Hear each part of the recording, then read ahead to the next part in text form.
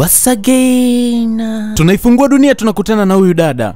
Na kuna kitu alikuwa amesahau kwenye gari yake. Basi taratibu kaenda kafungua mlango wa nyuma, akawa anatoa. Zilikuwa ni dokumenti zake za kazini bana.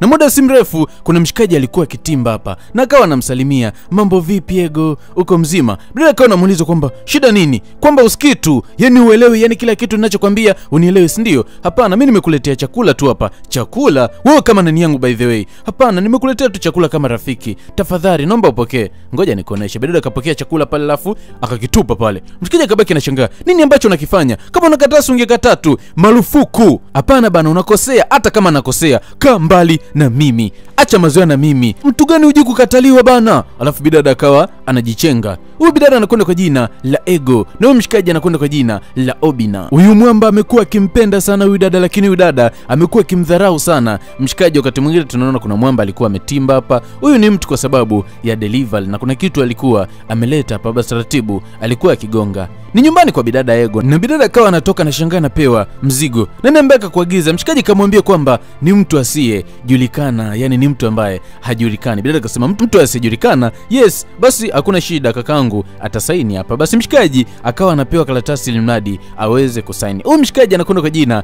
la Emeka. Ni mdogo wake na bidada Ego. Ndio alipewa nafasi ya kuweza kusaini mzigo ambayo bidada Ego alikuwa ameletewa. Ilikuwa ni saa ya thamani kweli. Bidada akawa anafikiria mtu asiyejulikana ni nani. Akawa anafikiria huyu mtu atakuwa ni nani, na Mumba akawa anatimba hapa. Oh, jamani ni nzuri kweli, inavutia. Ndio ameleta yule ambaye nimesaini pale nje. Yes.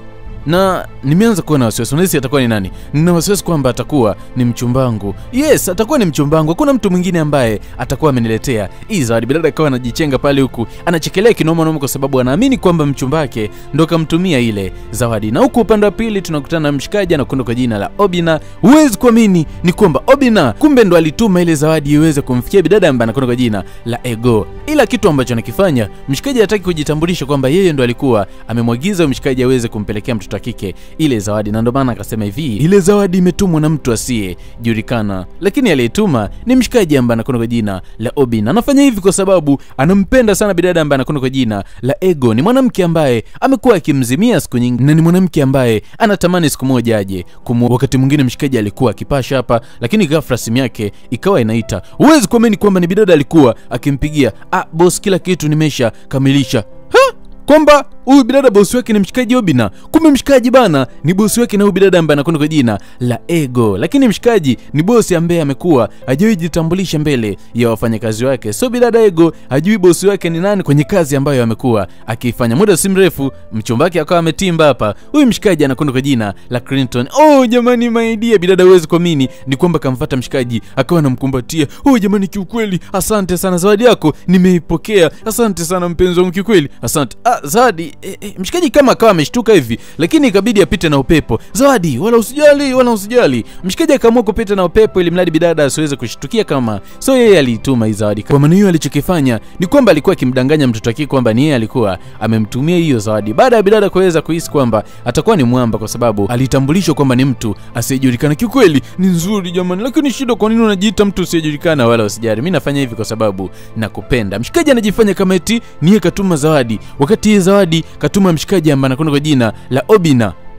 Wanaume wengine bana. Alafu mshikaji kambusu pale, then akawa anajichenga pale taratibu. Huku upande wa pili tunakutana na mshikaji Obina. Huwezi kuamini kwamba kumbe mshikaji Obina ana urafiki na Emeka ambaye ni mdogo wake na Ego. Na Emeka ndo amekuwa akimpa michongo mizima mshikaji kuhusiana na kitu ambacho dada yake amekuwa akipenda, na ndo maana mshikaji amekuwa akimtafutia mtoto wake kila kitu ambacho anakipenda. So mwamba amekuwa anampenda sana Ego ambaye ni dada yake na Emeka amekuwa akimsaidia mshikaji kuweza kuhakikisha kwamba mwamba anampata dada yake, kwani mshikaji ameahidi kwamba anahitaji kuweza kumuoa mtoto wake na sio kumchezea. So mshikaji Emeka amekuwa akipenda hilo na amekuwa akiappreciate kwa sababu huyo mshikaji Obina amekuwa akisaidia familia yao mambo mengi sana. So mshikaji amemappreciate na amempitisha kwamba anafaa kuwa shemeji yake. Basi mshikaji akawa anajichenga, basi tunzao basi akawa anajichenga. Huyu mwamba ni tajiri kinoma noma. Huko upande wa pili tunakutana na bidada hapa, na muda si mrefu sekretari wake akawa anatimba, kuna mzigo umetumiwa hapa.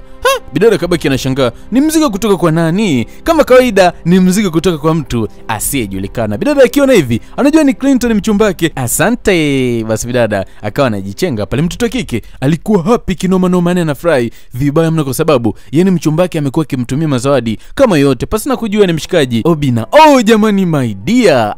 Wow, asante kwa zawadi zako jamani. Na mshikaji nilinapita na upepo tu, linajifanya kama vile ni lenyewe li mtu lisilojulikana linalomtumiaga mtoto wa kike zile zawadi. Basi bidada alikuwa happy kinoma noma, na alikuwa na furaha vibaya mno, anazidi kumpenda mshikaji ambaye anakuwa jina la Clinton. So mwamba Obina amekuwa akifanya vitu kwa kuhisi kwamba anamchanganya mtoto wa kike pasina kujua kwamba anamtengenezea upendo kwa mtu mwingine. Lakini siku leo mshikaji Clinton alikuja hapa kwa sababu alikuwa na shida. Baby, nilikuwa naomba uweze kunisaidia milioni 2 tafadhali, ni muhimu kweli, naomba unisaidie. Lakini bidada akawa anamwambia, kikweli mimi hela sina hiyo hela, na nina milioni 2 tu hiyo ambayo nahitaji kuweza kulipia kodi. Tafadhali naomba unisaidie, nisaidie hiyo pesa, ni muhimu kweli kwa upande wangu, ni muhimu kweli. Lakini bidada alikuwa akimhakikishia mshikaji kwamba kwa kipindi hiki hana pesa, anadaiwa kodi zaidi ya milioni 4.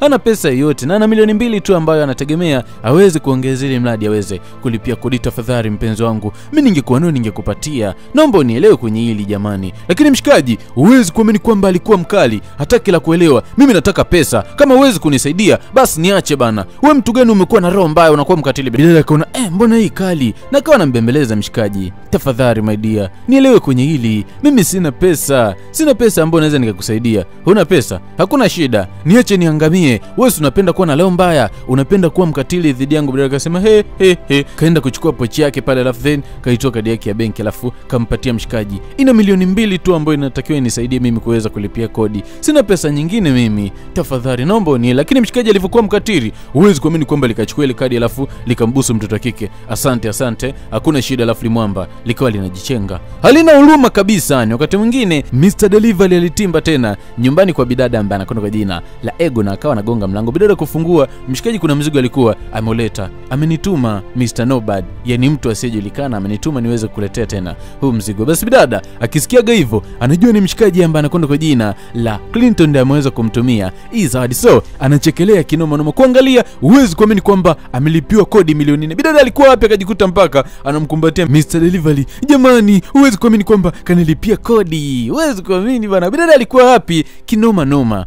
Lakini so kweli, so Clinton ni mshikaji ambaye anakwenda kwa jina la Obina, na shida zote ambazo bidada anapitia huyu mshikaji ambaye anakwenda kwa jina la Emeka amekuwa akimwambia Obina akishalijua hilo ndo anakuja na clear kila kitu. Jamani baby, asante sana jamani, nimepokea jamani. Kumbe wewe mwanaume, wewe una surprise wewe. Kumbe ulichukua milioni 2 yangu kwa sababu ulitaka uniongezee milioni 2 kwa sababu ya kodi. Asante. Bidada alikuwa akimshukuru mshikaji ambaye anakwenda kwa jina la Clinton pasina kujua kwamba hii pesa ameweza kulipiwa na mshikaji Obina. Bidada alikuwa happy mpaka mshikaji akawa anaenda kuangalia na sema yes, mchumba wangu huyo kanizawadia kipenzi cha roho yangu. Mshikaji akasema mchumba wako tena, wala uweze kunionyesha niweze kumjia. Okay, wala usijari, huyu hapa, ili ndo likipenzi changu. Huyo ndo na imani kwamba atakuwa amekulipia kodi, si ndio? Yes. Na siku ya kesho ameniambia kwamba nikitoka kazini ananipeleka nyumbani kwake tukapata chakula cha jioni. Mshikaji akashanga chakula cha jioni tena, kwa maana kwamba dadake anaenda kunjunjwa siku ya kesho, kwa sababu akienda kwa hiyo mshikaji nyumbani kwake siku ya kesho ni lazima baada ya kuweza kupata chakula cha jioni, na kuna chakula kingine cha jioni pia kitaliwa. Mshikaji akuchelewa na alimpigia Obina na akamwambia kila kitu. Huwezi kuamini guys, hadi zote ambazo analeta, kumbe kuna mpuzi anajichukulia maujiku, kwa sababu mshikaji si anajitambulisha ni mtu asiyejulikana. So yule mwamba ana haki ya kuweza kufanya hivyo, kujitambulisha kwamba ni yeye ndo anamtumiaga mtoto wa kike zile zawadi. Lakini mwamba alimwahidi Obina kwamba ni lazima atafanya kitu, hawezi kukubali dadake siku ya kesho aende kwa huyo mchizi, kwa sababu anajua ni lazima tu dadake atanjunjwa. Na Obina akamsisitiza mshikaji hawezi kufanya kitu ili mradi mtoto wa kike siku ya kesho asiende kwa mwamba ambaye anakwenda kwa jina la Clinton. Mwamba akamwambia kuna shida, mimi nitapambania hilo, nitakisha kwamba nalifaitia hilo jambo. Basi mshikaji akaendelea na issue zake. Wakati mwingine bidada alikuwa ofisini, ghafla mdogo wake kampigia simu na akawa anamwambia tafadhali dada, mimi naumwa. Unaumwa? Bidada unajua anampenda sana mdogo wake Emeka kuliko kitu chochote. Alivyosikia anaumwa, huwezi kuamini kwamba akachanganyikiwa, na Clinton alikuwa kitimba, jamani kikweli mdogo wangu anajisikia vibaya, ngoja niende nikamwangalia anaendelea je. Mshikaji akawa anamuita mtoto kike, lakini bidada alikuwa busy. Shit, come on.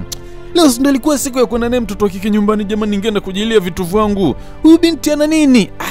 Mwamba alimaindi kwa sababu hajawahi kumjunja huyo mtoto kike. Alijua siku ya leo ndio siku ya kumjunja. Bidada alifika nyumbani alikuwa na wasiwasi, vipi mdogo wangu unasumbuliwa na nini? Kichwa kinaniuma. Lakini mshikaji, hayo yote ilikuwa ni michezo bana. Ilimradi dadake asiende kwa mshikaji kwa sababu anajua dadake akienda kwa mshikaji ataenda kunjunjwa. Basi bidada alimpikia mshikaji chakula pale ilimradi mshikaji aweze kula, akawa anamlisha pale mshikaji, na kiujumla mshikaji kula ni anakula kama unavyojua, sio kwamba anaumwa, bali tu alikuwa akiigiza kama vile anaumwa. Mwamba mshikaji ana michezo huyu. Wakati mwingine bidada alikuwa akiingia ofisini, anakuta tena zawadi, ni zawadi kutoka kwa nobody, yani kwa mtu asiye julikana. So bidada akawa anaangalia pale, yani ndo anaenjoy kinoma noma, anajua ni mchumba wake Clinton. Wakati mwingine mshikaji alikuwa akimpigia dada yake simu, lakini dada yake hapokei. Kila akipiga dada hapokei, piga na wewe dada hapokei. Alichokifanya akasema nifanye nini hapa? Akawa anajiongeza chap kitu cha kufanya. Alichokifanya ikabidi ampigie mshikaji ambaye anakwenda kwa jina la Obina, na akamuelezea tatizo ambalo linamsibu. Ni kwamba madhake na mshikaji yuko kwenye hali mbaya na sasa hivi yuko hospitali, na hospitali wamesema inabidi aweze kusafirishwa haraka iwezekanavyo, aweze kupelekwa India huko ndio anaweza akapata matibabu ya haraka kweli. Na mshikaji ambaye anakwenda kwa jina la Obina akamwambia kuna shida. Obina huwezi kuamini kwamba aliamua kuchukua jukumu la kuweza kumsaidia mshikaji na mamake, na kitu ambacho alikifanya akamwambia jiandae chap tukutane ili mradi tuweze kuongozana wote tuelekee airport tuweze kumpeleka mamako India. Basi geuza gari chap inabidi tuelekee zetu airport. Basi mshikaji Emeka alibeba begi lake ili mradi kuweza kuongozana na mshikaji Obina ili mradi waweze kuelekea hospitali ili mradi waweze kufunga safari mpaka India kumpeleka madhaki aweze kupelekwa hospitali aweze kufanyiwa matibabu. Ilikuwa ni huzuni kweli. Huyu mshikaji Obina amekuwa akisaidia familia kwa kila kitu, na siku leo alisema kiukweli mimi siku leo nafanya hivi namsaidia mamako kwa sababu yako tu na sio kwa dadako. Huko upande wa bidada alikuta misidikolo za kakake na alikuta nyumbani kakake hayupo. Alikuwa na huzuni na alikuwa akimpigia mdogo wake, lakini mdogo wake alikuwa apokee simu. Alichokifanya akawa amepoa hapa kwa huzuni, ghafla simu ikaita. Bidada huwezi kuamini kuangalia ni mdogo wake. Basi akawa anapokea pale. Kupokea ndo anakutana na zile taarifa kwamba madhake anaumwa. Tena anaumwa kweli, na mdogo mtu kesha safiri na sasa hivi wako njiani kuelekea India kwa sababu ya matibabu ya mamake mzazi na huyu binti ambaye anakwenda kwa jina la Ego. Tafadhali basi jitahidini muweze kufika salama, na mimi nitahakikisha kwamba naweza kupata pesa ya kuweza kuwasaidia huko. Bidada alijisikia huzuni kinoma noma, na mdogo wake aliweza kumwambia kwamba wala usijali, kila kitu kiko sawa huko. Huwezi kuamini ni kwamba alifika mpaka India, na madha alikuwa akiulizia mshikaji ni nani. Mshikaji kamwambia kwamba mimi naitwa Obina, ni mchumba, yani mume mtarajiwa wa mwanao ambaye anakwenda kwa jina la Ego. Mshikaji alijitambulisha hivi kwa sababu anajua ni lazima tu atakuja kumuoa mtoto wake, kwani ni mwanamke ambaye anampenda kweli. Na mshikaji ambaye anakwenda kwa jina la Emeka akalithibitisha hilo kwamba huyu ni shemeji yake na ni kipenzi cha dadake. Na mshikaji akamwambia hakuna shida mama, nadhani tungeweza kukupa time ili mradi uweze kupumzika hapo tukuache. Basi uweze kuamini kwamba miamba wakawa wanatoka taratibu kwenda kudiscuss pale nje. Basi mama akawa anawaga pale taratibu amba wakati wakitoka huko bidada ni kwamba alikuwa na huzuni, stress kwa sababu madhake anaumwa. Na limshikaji likatimba, kwa nini siku ile ulinikimbia? Kwa nini ulinikimbia wakati ilikuwa ni siku yetu ya sisi kuweza kutoka? Kwa nini ulifanya vile? Lakini bidada akasema kuna kitu ulisema sikukusikia vizuri. Ulikuwa unasemaje? Mshikaji kabaki anashangaa, wewe una matatizo gani? Kwamba kiukweli siko sawa, mamangu anaumwa kweli. Mshikaji akasema mamako anaumwa? Yes, mama anaumwa kweli, kiukweli anajisikia vibaya. Na mshikaji akawa anamwambia pole, wala usijali mama, atakuwa sawa. Ni kweli atakuwa sawa, lakini kuna pesa inahitajika. Yes, pesa inahitajika. Tafadhali naomba unisaidie mpenzi wangu, na kuomba sana na kuomba unisaidie kwenye hili kwa sababu wewe ndio kila kitu kwenye maisha yangu. Tafadhali baby, please, naomba unisaidie. Niko chini ya miguu yako na kuomba unisaidie, na pesa ambayo naomba unisaidie ni 3 milioni tu. 3 milioni? Mimi natoa wapi pesa yote hiyo? 3 milioni tu baby, na kuomba, niko chini ya miguu yako. Mamangu yuko kwenye hali mbaya. Hapana, mimi hela sina na siwezi kupata kabisa kwa hivi karibuni. Hiyo pesa mimi sina. Alafu sio unanitajia mahela mengi kwenye mambo yako bana. Hata kama mama anaumwa ndo 3 milioni. Mshikaji akajichenga pale. Jamani Clinton. Yaani mshikaji ni kwamba ana roho mbaya. Haya sio mapenzi bana. Upendo ni kumjali mtu ambapo anapitia kipindi kigumu, lakini mshikaji amekuwa na roho mbaya. Wakati mwingine bidada alikuwa akimpigia mshikaji simu, kweli Clinton wewe ndo kunitumia message hiyo kwamba uwezo kanipatia hiyo 3 milioni bila kufanya mapenzi na mimi? Okay, njoo tufanye mapenzi ili mradi niweze tu kumsaidia mamangu. Huwezi kuamini kwamba mshikaji nilimtumia bidada SMS kwamba aliwezi kumpatia hiyo pesa bila kufanya mapenzi kwa sababu hawajawahi njunjana hata siku moja. So bidada alikuwa radhi kuweza kumpatia kitumbua chake huyo mshikaji, japokuwa alikuwa amepanga kwamba atakuja kumpatia kitumbua chake mwanaume ambaye atamuoa So alikuwa radhi kuweza kufanya hivyo. Ilikuwa ni huzuni kwake. Bidada alikuwa akinyanyuka pale kwa sababu alisikia mlango unagongwa, na alikuwa ni yule mshikaji ambaye ni Mr. Delivery, na akamfuata. Ni wewe tena? Nini tena? Mr. Nobad kanitumia niweze kukupatia hii bahasha. Yule asiyejulikana kama kawaida siku leo tena katimba nyumbani kwa mtoto kike. Bidada kuona hivyo kaona si huyu tena. Saini hapa kwa sababu ameniambia ukipokea bahasha yake uweze kusaini. Basi bidada akasaini pale, mshikaji akawa anamwangalia mtoto kike, then bidada akawa anazama ndina. Siku ya leo bidada alikuwa hajatumiwa zawadi yoyote, na alichokuwa ametumiwa ni barua. Huwezi kuamini kwamba inasema hivi: usiwe na wasiwasi, usiwe na mashaka, mamako nimemlipia kila kitu, nimemlipia bili zote. Jamani.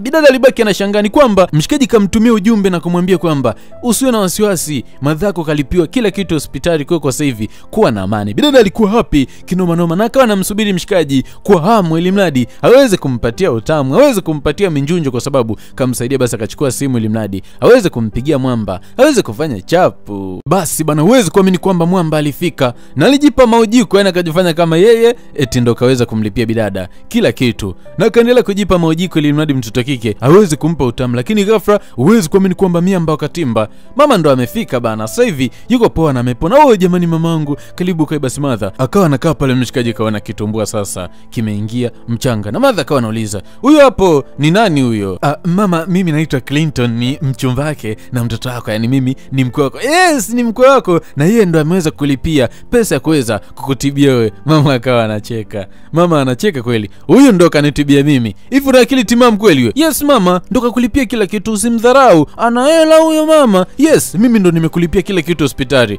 Hivi una akili timamu kweli? Huyu hakuepo kabisa na mimi, yupo ambaye alikuwa na mimi ndo ameweza kulipia kila kitu. Hapana mama, huyu ni tapeli. Uko na tapeli hapa, huyu ni mwizi. Huyu anaonekana kabisa tu ni tapeli, na amekaa kiwiziwizi. Chika alivyokaa kijambazi, maneno yake ni ya kijambazi.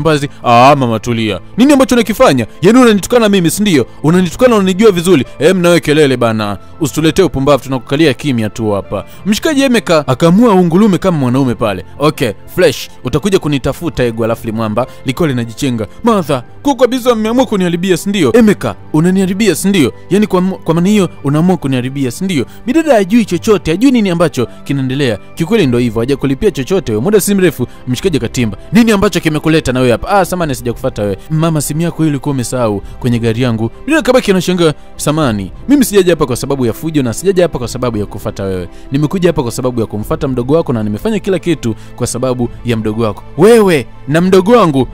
Bidada akawa anacheka. Hapa ndo akaja kugundua kumbe mdogo wake na huyo mshikaji wanajuana. Bidada akawa anaondoka kwa hasira pale. Hakupenda hiki ambacho kinaendelea, baada ya kugundua kumbe mdogo wake ndo amekuwa akimfanyia mchongo wa yeye kuwa na huyo mshikaji ambaye anakwenda kwa jina la Obina.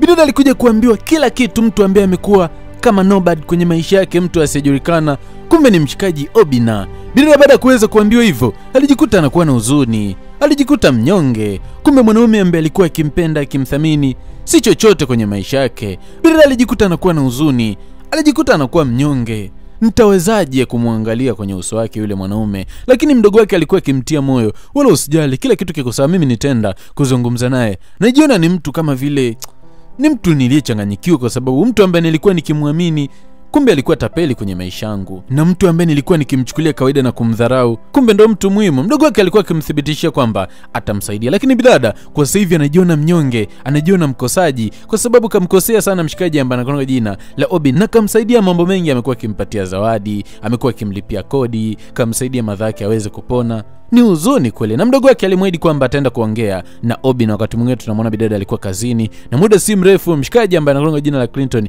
akawa ametimba. Baby, vipi, tunaweza tukazungumza kitu? Hapana, hatuwezi kuzungumza kitu. Tafadhali bana, nimekuja hapo kwa sababu ya kuomba radhi. Achana na kile ambacho ndugu zako wanazungumza, wala wataki tu tuwe pamoja, alafu wanakudanganya. Bado unazidi kunidanganya, si ndio? Bado unazidi kuendelea na huo utapeli wako, si ndio? Kwa bado hujachoka? Hapana, mimi sio utapeli. Bila uwezi kuamini kwamba hapa ndo alikuja kugundua kwamba anadeti na mbuzi, anadeti na kichaa, anadeti na shetani, anadeti na mbwa. Toka ndani ya ofisi yangu, ondoka bana, fala mkubwa, shetani gaidi wewe. Alimfukuza mshikaji ambaye anakuwa kwa jina la Clinton, lakini alikuwa na huzuni. Mtu ambaye alimdharau kumbe ndo amekuwa akimsaidia kwenye maisha yake yote, mpaka mama yake ndo kamsaidia. Na mtu ambaye alikuwa akimheshimu na kumpa thamani yake kumbe ni hamna kitu, ni shetani tu, gaidi. Bidada alikuwa akihuzunika. Yani alikuwa akihuzunika. Yani ilikuwa ni huzuni kinoma noma. Hii ndio maana halisi ya kwamba usimdharau mtu usiyemjua. Na mdogo wake alikuja kuongea na mshikaji ambaye anakwenda kwa jina la Obina. Lakini huwezi kuamini kwamba Obina kwa sasa hivi kesha move on. Siwezi kuwa na dadako tena. Kamwe. Nimeshachoka vitendo ambavyo alikuwa akinifanyia. Kweli umechoka? Yes, nimechoka. Kwa sasa hivi siwezi tena. Hapana bana, umepambania gai. Kwa nini ufeli kiasi hicho? Siwezi kumlazimisha mtu anipende. Hanipendi yule. Mimi hanipendi bana. Mshikaji alikuwa akimwambia mwamba kwamba dadake ampendi. Hawezi kumlazimisha mtu ampende. Ni kweli bana, usimlazimishe mtu akupende. Unaambiwa hivi, peleka thamani yako kwa mtu ambaye ataithamini thamani yako. Yani mpende akupendaye, asikupenda achana naye. Na Mungu ni mkubwa, atakupatia mtu akupendaye. Mshikaji akamwambia wewe endelea kupoa hapo. Ukiwa sawa basi utajichenga. Alafu mshikaji akawa anaondoka. Hataki kusikia jambo lolote kuhusiana na bidada ambaye anakwenda kwa jina la Ego. Brother akawa anarudi hapa. Brother akamwambia, kasemaje?